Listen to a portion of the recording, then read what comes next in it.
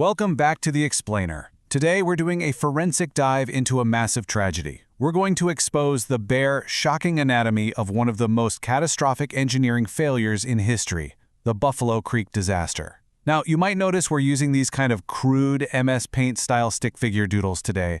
Well, that's intentional. We really want to strip away all the visual noise and force ourselves to look squarely at the fundamental, undeniable errors that caused this catastrophe. So let's jump right into the central question here. How does a simple math error destroy an entire valley in literally minutes? I mean, it sounds totally absurd, doesn't it? On one hand, you've got a broken calculation, maybe a few transposed numbers, an ignored equation, but on the other hand, you have the devastating physical reality of a rushing, black, tidal wave of sludge.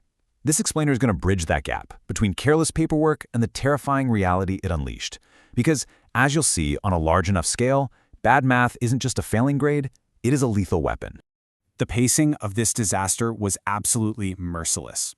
At exactly 8 a.m., the dam holding back millions of gallons of waste catastrophically fails. Just 3 minutes later, 8:03 a.m., a massive 30-foot-high wall of thick, black sludge slams into the first settlement. And guys, this wasn't just water. It was a heavy, suffocating liquid moving with the sheer force of a freight train. By 8:15 a.m., literally just 15 minutes after the initial collapse, the entire valley, multiple towns, homes, and lives, they were just completely erased from the map. 15 minutes is all it took to replace an entire civilization with a churning black river. 125. That's the number of men, women, and children killed in those horrific 15 minutes. And that 4,000, that represents the survivors who were left instantly homeless. Just try to imagine waking up on a damp morning and before you've even finished your breakfast, your home, your neighbors' homes, and your entire community have been totally washed away into this flat, gray sea of mud. The sheer scale of that sudden displacement is just staggering. 4,000 people standing in the cold, staring at a valley where their lives used to be. Section 1. A dam built on sludge. Okay, to understand how thousands of people lost everything so fast, we need to travel up the mountain and meticulously unpack the root engineering causes. We really need to look at what exactly was sitting above those innocent people. The material was called slurry. This was definitely not a reservoir of fresh mountain spring water. When a local factory mines coal, they have to wash it to separate the valuable fuel from the worthless rock and dust. That washing process takes massive amounts of water, and it creates an unbelievable volume of pitch-black, toxic, pudding-like liquid waste. It's incredibly heavy, it's dense, and it is terribly difficult to dispose of safely. So the mining operations just needed a place to dump it. And the geography of the region made things so much worse. West Virginia's Buffalo Creek Hollow was this narrow, winding valley. At the very bottom of this deep V-shape ran a creek, and strung right along that single waterway were 16 tiny interconnected towns. It honestly looked exactly like a bead necklace. There was only one way in and one way out. And sitting directly at the top of this necklace, looming like a shadow over every single one of those homes, were 3 massive, clumsily piled mounds of black sludge. Let's look at the actual mechanics and see how this disaster cascade played out. Step 1. Instead of building a proper concrete dam, the operators just dumped this liquid slurry behind massive piles of existing, totally unstable mining refuse. Step 2, they completely ignored structural scale and balance. They were literally building a retaining wall out of the exact same dripping, unstable black sludge it was supposed to hold back. Think about how crazy that is. You don't build a bucket out of water to hold water, right? And step 3 is the inevitable result. As that pool of slurry grew larger and larger, the massive weight of it pushed against this flimsy, porous wall until it simply broke.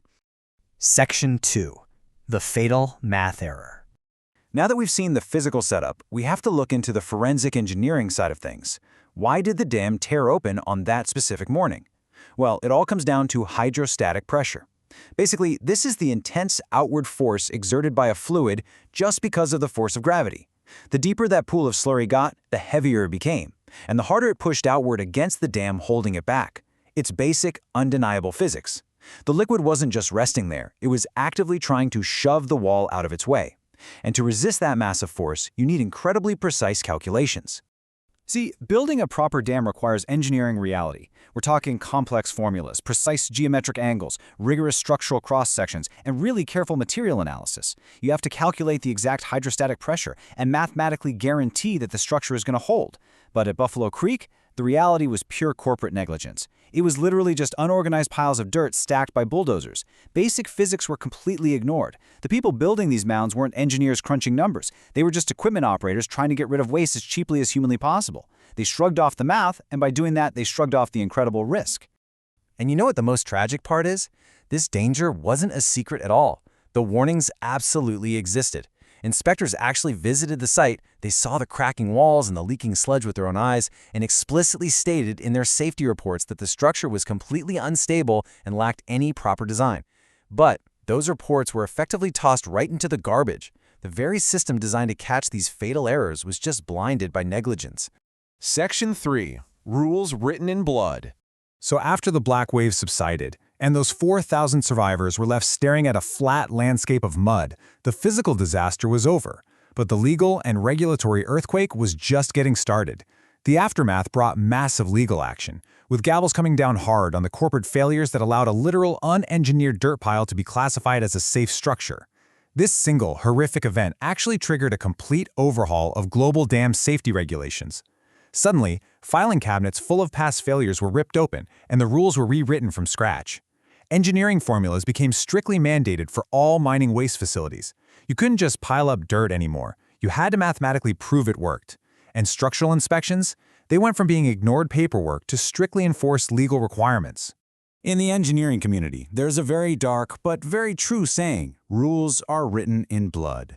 Every single time you see a bright warning label, a mandated safety inspection, or a complex building code protecting your town, you really have to remember that those rules usually didn't exist until someone's negligence caused innocent people their lives. The safety laws of today are quite literally inked by the tragedies of the past. Which leaves us with this final, vital thought. Today, we rely on infrastructure that is exponentially larger and more complex than a coal slurry dam in the 1970s. We live our lives under massive reservoirs, we drive over towering bridges, and we work in skyscraping buildings. The rules have definitely been rewritten, yes, but as we continue to push the boundaries of scale and efficiency, we really have to ask ourselves, are we still missing the fatal math errors hiding in plain sight? It's a reminder to always keep questioning the structures around you. Thanks for joining me on this explainer. I'll see you in the next one.